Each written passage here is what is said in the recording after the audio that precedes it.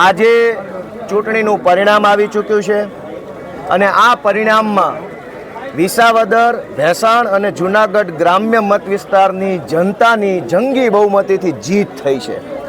આ જીત વિસાવદર, ભેસાણ અને જૂનાગઢ ગ્રામ્યની જનતાની છે અને એ જીત બદલ હું જૂનાગઢ ગ્રામ્ય, ભેસાણ અને વિસાવદરના સૌ ખેડૂતો, ખેતમજૂરો, માલધારીઓ, પશુપાલકો, વેપારીઓ, દુકાનદારો, રત્ન કલાકારો અને આ પંથકના સૌ આમ જનતાનો બે હાથ જોડીને હૃદયપૂર્વક ખૂબ ખૂબ આભાર વ્યક્ત કરું છું.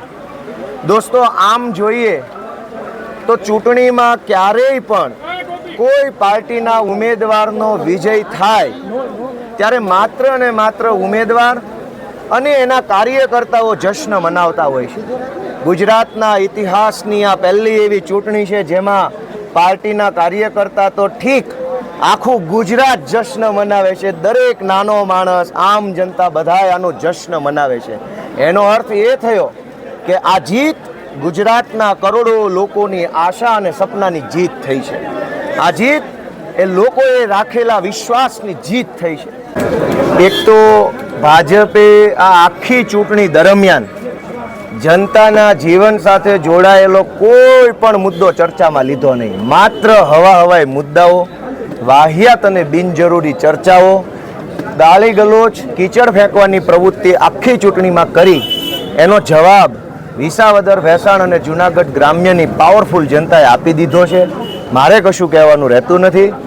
અમારી વાત આખી ચૂંટણી દરમિયાન અમે અમારા મુદ્દા સિવાય કોઈ એલફેલ વાત કરી નથી. અમારો મુદ્દો જનતાના જીવન સાથે જોડાયેલી બાબતો પર અમે સતત અમારી વાત રાખી.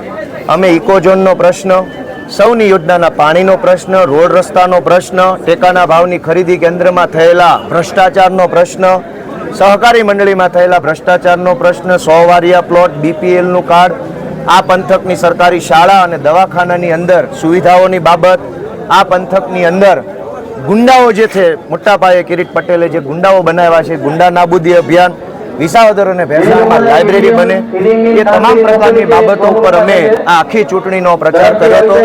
જનતાએ પોતાના મુદ્દા ઉપર મત આપ્યો છે. જનતાનો ચુકાદો આવી ચૂક્યો છે. જનતાના ચુકાદાને વિનમ્ર ભાવે હું સ્વીકારું છું.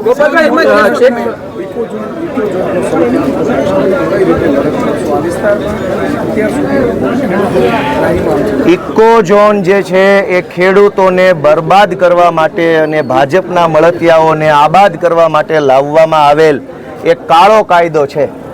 અમારા આમ આદમી પાર્ટીના માનનીય પ્રવીણભાઈ રામ 2015થી આ ઇકોઝોનના મુદ્દે લડાઈ લડતા હતા. આજે એમણે લડેલી લડાઈનું પરિણામ મળ્યું છે. આવનારા દિવસોમાં પ્રવીણભાઈ રામની આગેવાનીમાં ધારાસભ્ય તરીકે હું સાથે રહી અને આ પંથકની જનતાને સાથે રાખીને કોઈ પણ સંજોગોમાં ઇકોઝોન લાગુ થવા દેવામાં ન આવે એની પૂરી તાકાતથી લડાઈ લડીશું.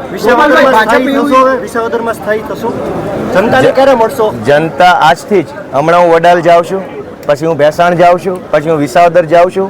આજથી જ મારો જનસંપર્ક અહીંથી ઊભો થઈને મારો જનસંપર્ક ચાલુ. ભાજપ એમ કહેતી હતી કે કેન્દ્રથી લઈને કોર્પોરેશન સુધી ભાજપની સરકાર છે, તો જો તમે ભાજપને મત આપશો તો વિસાવદરનો વિકાસ ઝડપી થશે, એટલે કે ડબલ એન્જિનની સરકાર બનશે. તેના આપ શું જવાબ આપશો? જનતાએ જવાબ આપી દીધો છે. હું તો નાનો માણસ છું, હું શું જવાબ આપું? સમાજ, લોકો, ખેડૂતોએ જવાબ આપી દીધો છે ખોટું બોલનારાઓને. જનરલી એવું જોવા મળતું હોય કે જ્યાં ભાજપના ધારાસભ્યોની કામને લઈને પ્રશ્નો થતા હોય, આ મુદ્દાને તમે કઈ રીતે વિકાસ થાય એના માટે અન્યાય ન થાય એટલા માટે જનતાને અન્યાય ન થાય એટલા માટે જ જનતાએ એડવોકેટ ગોપાલ ઇટાલિયાને ચૂંટણી જીતાડ્યા છે. જનતાએ પોતે જ પોતાનો નિર્ણય લીધો છે કે આ વકીલ જો આવશે તો વકીલનું તો કામ જ ન્યાય અપાવવાનું છે, અન્યાય હટાવવાનું છે. તો જનતાએ પોતે ન્યાય થાય એના માટે જ મને આ તક આપી. બીજી તરફ આમ જનતાની આશા અને વિશ્વાસ હતો.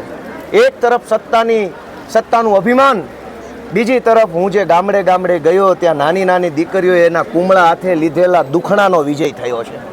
અમારી માયુએ મને આપેલા આશીર્વાદનો વિજય થયો છે. અમારા ખેડૂ માવતરે મારી માથા પર મૂકેલા હાથની મળેલા આશીર્વાદનો વિજય થયો છે.